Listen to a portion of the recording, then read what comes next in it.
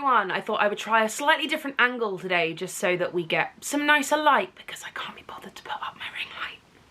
And natural light beats artificial light anyway, right? So don't judge. Today I have decided to rank all of the roles that I have played so far. We have 5 different categories. The first one being my top tier roles. And this category is called Ticks All the Boxes. This is a role that was fun from start to finish. It was a challenge, but not so much of a challenge that I felt like I couldn't have any kind of social life and I was under a lot of like pressure and stress. I got some cracking songs. I got an awesome costume. The character was brilliant. There was character development. It was one of those roles that just ticked all my boxes. The next category down is so much fun and a challenge. It might not necessarily have ticked all of my boxes, but it was still an absolute hoot. And it was enough of a challenge to keep me entertained and not bored, because sometimes that is a risk when you are taking on a role that you know you're going to be playing for a long time. It is hard to keep it fresh every night. But if something is just enough of a challenge that it keeps you on your toes all the time, but not so much of a challenge that you feel like I can have no life outside of this theatre, it's the dream. So that's what this category is. The next tier down is pretty much middle of the road. I've called it challenging fun. It's where the fun of the role and the challenge of the role sometimes seesawed, and maybe the challenge got too much that it started becoming not as fun, but then the next week it was more fun than it was a challenge. But it all balanced itself out in the end. So this category is called challenging fun. The next category down is called just fun. There have been some roles that I've played that haven't really been much of a challenge. They've been well within my skill set to the point where I can have so much social life outside of the show and not worry too much about how it's going to affect my performance, because I know that my performance is safe. So I can have fun outside of the show, I can have fun doing the show, and there isn't too much challenge involved, which of course on occasion could make it a little bit boring, but luckily the roles that I do have in this tier have just been a lot of fun from start to finish. And finally we come to the bottom tier, and I think you can all already guess which role I played will be going in this tier. It's called Glad It's Over, but I can smile about it now. I have never played a role where I have hated every single thing about it. I have been very lucky that there's always been something about a job, whether it be the people, the role, the theatre, the response to the show. There's always been something that I have enjoyed about playing the part. However, there have been jobs, or there's been one job where there were a lot of negatives that no one foresaw, that no one could have anticipated, and therefore, even though we'll take away lots of positives, pretty much everyone in the building was happy to say goodbye. Yes, I am getting my spook on with my angry pumpkin goblet. It's just a Pepsi Max, calm down. I'm not having a cocktail midday. Okay, let's start at the very top. I have my notebook ready. The very top tier is called Ticks All My Boxes, and there are 2 roles that reside in this tier. The first role I want to talk about is the one that I always talk about when anyone ever says, what's your favourite role that you have ever played? And that is Wednesday Addams. This role ticked all of my boxes. First of all, she's a kick-ass character that everyone recognises, that everyone loves. You've kind of won half the battle because you don't really have to explain too much about who Wednesday Addams is, who the Addams family are, and what this show is. People buy tickets to the Addams family kind of already knowing what they're getting. They are gonna get kooky spooky fun. So half the battle is already won when you put on those black plaits and that little collar. Like, everyone knows who you are and what they're gonna get from you. My costume was amazing. It was made out of this like shimmery blue velvet. It was just great. The costume was amazing. I had some amazing songs.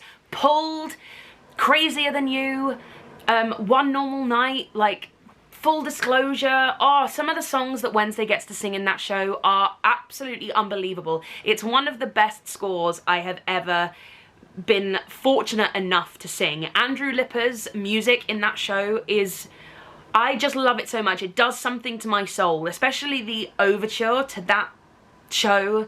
It's special. The music in that show is special. So getting to sing that every night was an absolute dream. But it was a bit of a challenge. Those songs aren't small songs to sing. Singing Pulled, One Normal Night, and Crazier Than You 8 shows a week, it's not easy. But also, it's not impossible. So it was that nice sort of like challenge, but not so much that I felt like I could live no life outside of the theatre. So whilst we were on tour, I was able to go out for drinks after a show on the odd occasion. I could do stuff during the day and, you know, go and explore all of the cities that we were staying in. I could still have a life and know that the show that I would go and do that evening would be safe, but I still had to be a little bit careful. I couldn't be reckless. I couldn't be, you know, screaming in nightclubs every night. I still had to look after my voice, but not to the point where I felt like I was living like a nun. Also, Wednesday has a great story arc. She starts off with this sort of turbulent relationship with her mother, and she's asking her dad to keep secrets from the one woman that he's promised he will never keep secrets from. And because of that, everything explodes and the family get really super out of sync, but then they all sort of, you know, resolve and come back together even closer and even stronger at the end. We were also on tour, so I got to see some of the country that I'd never seen before. Honestly, this role ticked all my boxes. I also got to work with my best friend. I, you know, just had a great time. I had a great time doing that show, and that is the role that I will always... I know, Edgar, you were very excited about it too. I didn't have you then, but I can tell how enthusiastic you are. So yeah, Wednesday Addams ticks all my boxes, as does Eponine. Eponine was the holy grail of roles for me, so there's no way that she couldn't be in this category. She gets some amazing songs on my own, Little Fall of Rain. She gets some cool little lines here and there as well that really get to showcase your voice, but they're not so difficult that you can't have a life outside of the theatre.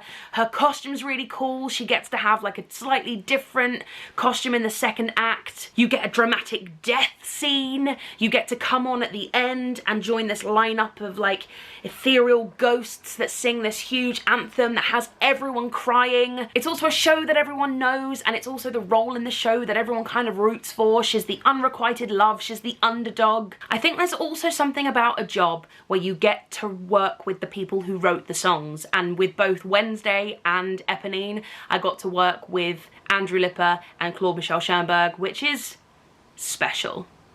That is a special thing to be able to do.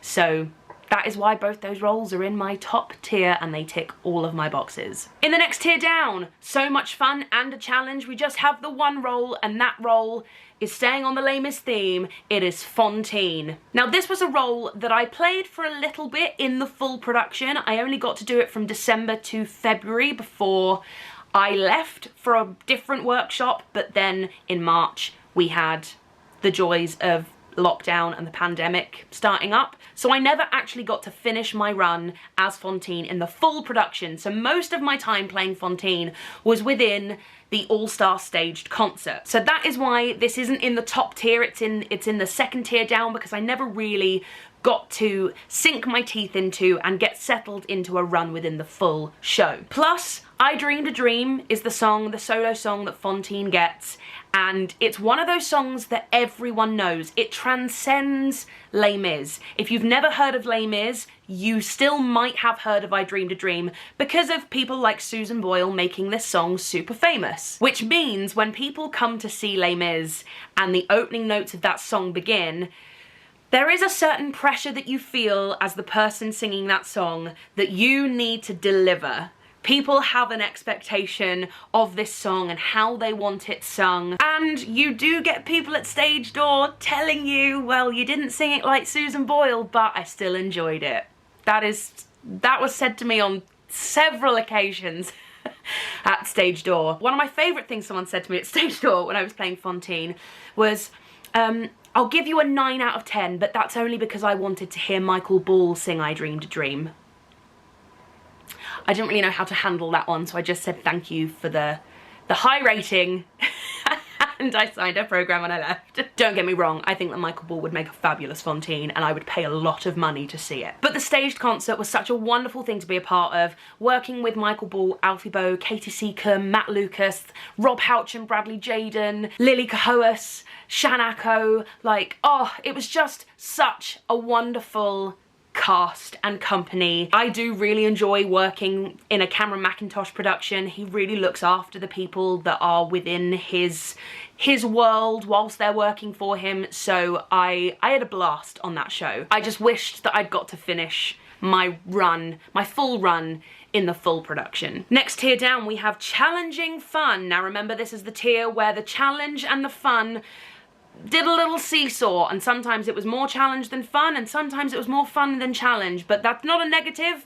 It just means that it was a slightly tougher job to do. There are two roles in this category that are very, very different from each other, and the first, I think you might have guessed it, it's Veronica Sawyer. Now don't get me wrong, Veronica is one of the best roles I have ever played, and it does tick all of my boxes. It's one of those roles that has a great costume, it's a great character that has an amazing story arc, you get to sing some incredible songs. The time I had on the show was absolutely phenomenal. The cast I got to work with were just dreamy. The creative team were incredible. It does tick all of my boxes. However, Veronica came with a lot of challenges that some I anticipated, some I didn't. The first challenge that I did anticipate was just how big of a singer it is. This was the first show I'd ever been in where I would be singing pretty much non-stop throughout the show.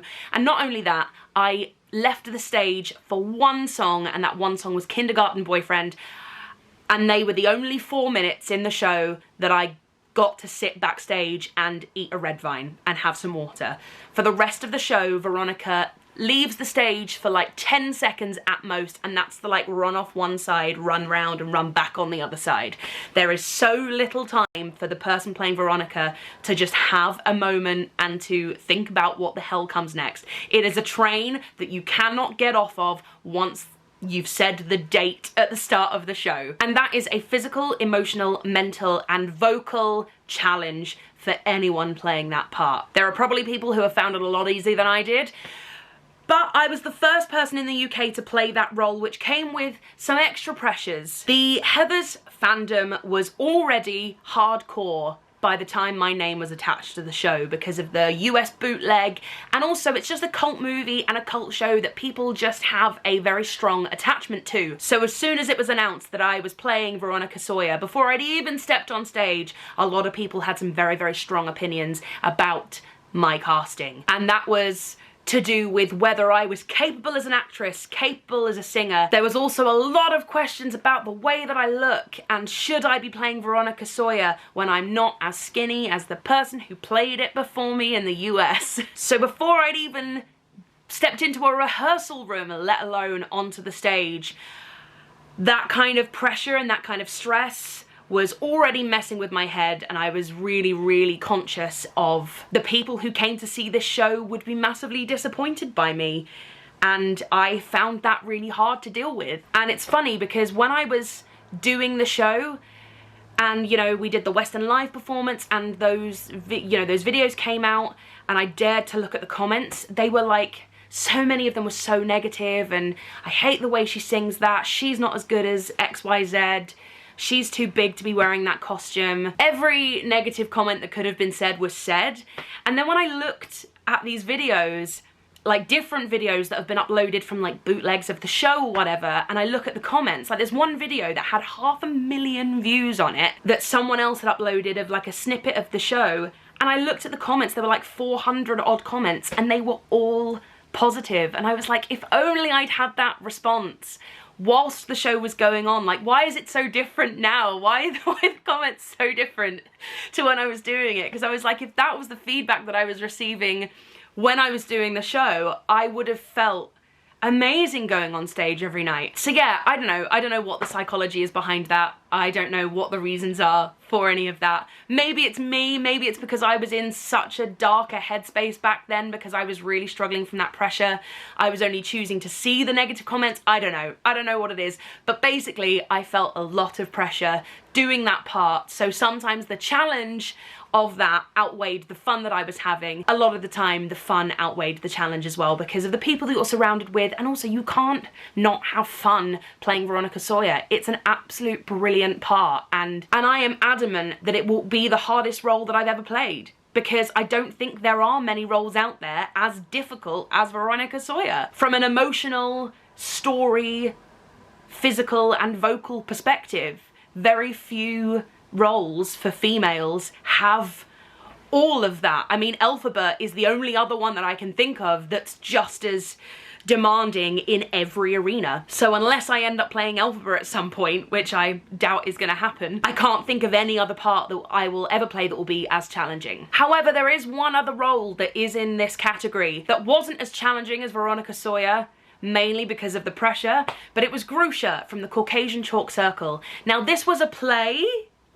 It was a Brecht play, which already comes with its own challenges because Brecht can be difficult to get your head around, and we spent the first 2 weeks of the rehearsal process just going through the script and figuring out what everyone meant when they said it and why they were saying it and the relationships between everyone's characters, because everyone aside from me and Jonathan Slinger were playing multiple roles with multiple accents, so it was a lot to get your head around. But then, I say it was a play, it had 28 original songs in it, written by the wonderful Michael Henry, and they were masterpieces, these songs. However, they were hard. A lot of them were in time signatures I'd never sung in before, like 7/8. That is tough.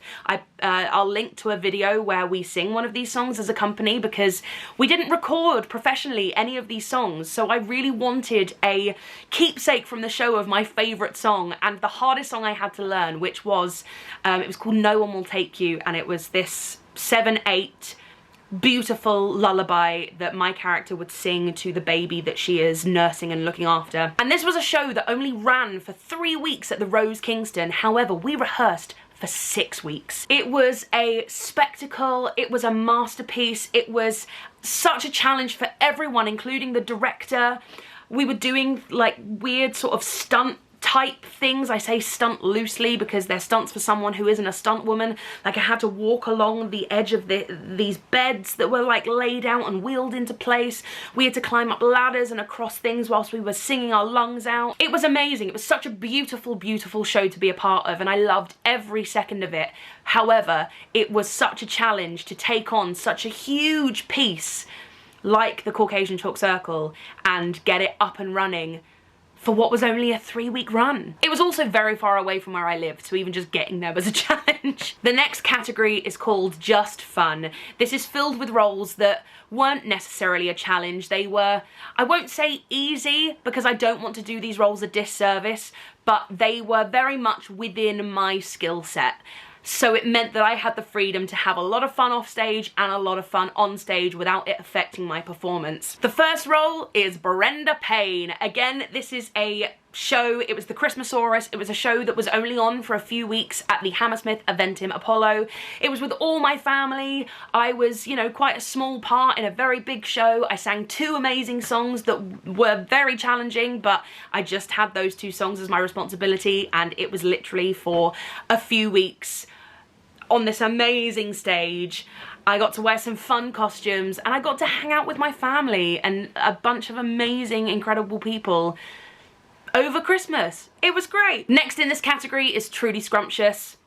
Truly is scrumptious. She's an amazing part. The songs aren't necessarily too difficult. It's a family-friendly show, so it's really wholesome and just gorgeous. The story is very simplistic, so you don't have to worry too much about any sort of like very high emotional stakes. No one dies, no one gets injured. And I got to work with some gorgeous, wholesome people as well, like Lee Mead and Sean Williamson and Phil Jupitus and Claire Sweeney, Michelle Collins, and it was where I met Scott Page. So we just had the best time, having so much fun. And again, I only did that job for 5 months, so it wasn't long enough to get bored of it, and it was just a hoot from start to finish. And finally in this category is the role that I'm currently playing, which is Elizabeth and Lady of the Bedchamber. I play 2 roles in this show, the Crown Jewels. We are having such fun. How can you not when you're on stage with Al Murray, Neil Morrissey, Mel Gedroych, Joe Thomas? It's just a laugh. It's just so much fun, and I have a very small role in the show. I sing 4 songs that aren't massively challenging. It's fun for the audience, it's fun for us, so you should all come and see it. And of course, the last category is glad it's over, but I can smile about it now. And this category has only one lonesome show in it, and that is Cinderella. Now, I came away from this show with so many mixed feelings because the time that we had off stage, and this is not about the cast or about, like, when I talk about drama within Cinderella, it's never about, like, drama within the cast. Us as a cast were a tight unit, and we were very much a collective on this show because we felt like we really had to be. Any drama we had came from higher up, and it was hard to deal with. The drama felt like it was happening on a weekly basis. We kind of never had space to just enjoy the show for what it was. And I think when the closure was announced, which was announced in a way that was true to form to the rest of the run, which was in just negativity and chaos. But even so, I think a lot of us who were doing the show breathed a little sigh of relief that the turmoil was coming to an end. However, I will never look back at it as a wholly negative experience. I don't regret taking it on, mainly because I know now that no other job I will do will ever be as hard. I got to sing some beautiful songs like Far Too Late and I Know I Have a Heart. I got to work with an incredible cast of people who were just...